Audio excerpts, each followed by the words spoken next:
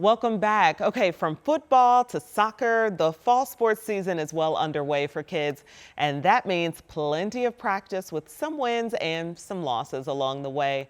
But youth sports can be a great way to build lifelong skills and connections that carry beyond the field.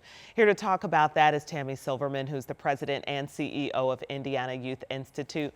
Welcome and thanks for being here. My pleasure. Thank you. Yeah, so obviously there are physical benefits of youth sports. Let's start there because we have to underline the importance of that. We do. We know that a lot of times our kids aren't moving as much as they should be. In fact, only about 19% of kids actually get the amount of recommended daily activity. Wow. They should be getting 60 minutes a day. Only about 19% of kids are actually getting that much exercise. So participating in a team sport is one way to really up those numbers. Yes, it is. 19% is not very high at all. It's not. Okay. Well, and sometimes those, recesses in many school districts have been shortened. Yeah. That's part of the issue. Kids used to go out and run around and play and just get some of that, kind of energy. Unstructured, and get that energy out.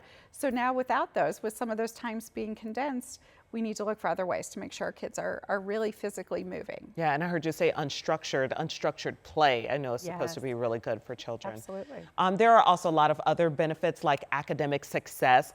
Let's talk about that because I think parents don't always understand the link between the two. It's like something separate. They don't. And I think there's even this old notion of the dumb jock, right? That some people used to think, oh, either you're sporty or you're academic. And the reality is those are two interconnected components. We know that kids that participate in team sports have higher attendance rates, they have higher GPAs on average, and they're more likely to go on to college. And hopefully they're usually staying out of trouble because they're so busy with their sports schedule and other children who are doing something similar. You're 100% right. And they don't want to get in trouble because then they might not be able to play, right? So they know there are standards and their coaches have talked to them about here's what we expect of our student athletes. Let's talk about it then. Okay, also it is a great social connection when you're looking at the social development of a child, not just the physical development as well.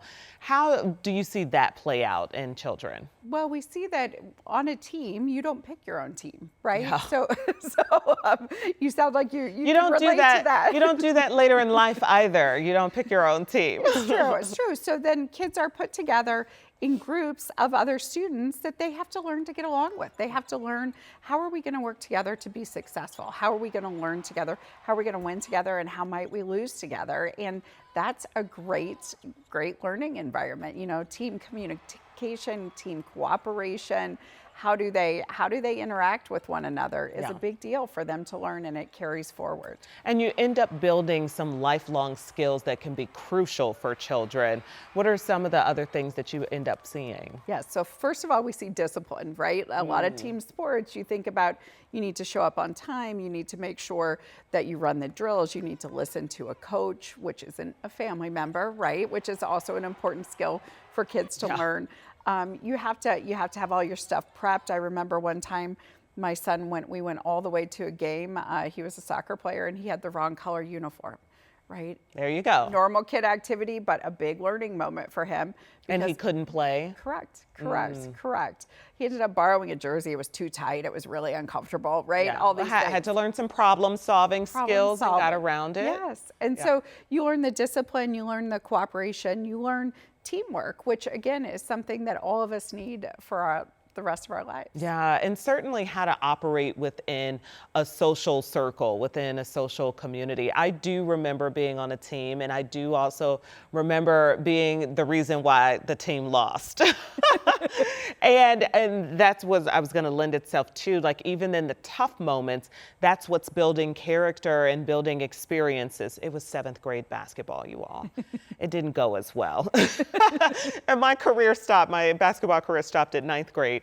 But the point was, it was just not meant to be. But the point was, there were tough moments that had to happen on the team and socially, and knowing the weight of that, what it feels like to be the reason why the team lost or why they messed up. It's just an experience at the end of the day that all builds character and experiences, exposure. You're 100% right. And kids need those experiences, right? They need to learn, how do they cope with adversity? Yes. How do you walk away from that and still be embraced by your team as a valuable team member, even if that one game didn't go the way you wanted it to. Yeah. How do you bounce back from those things, and how do you rally around teammates who are feeling guilty or frustrated or whatever those things are, and continue to show up and be a contributing positive member of that group is really an important developmental phase. Yeah. Don't be like me and quit.